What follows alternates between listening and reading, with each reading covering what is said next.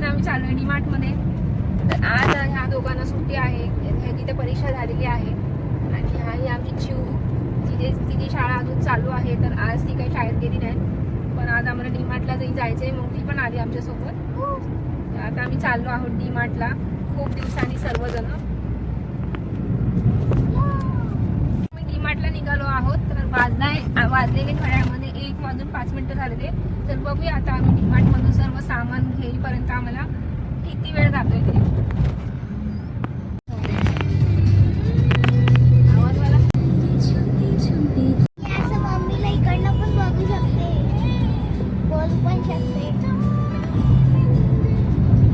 आहेत 3 म्हणजे 2:45 झालेले आहे. म्हणजे आम्ही किती 2 तास शॉपिंग करत होतो.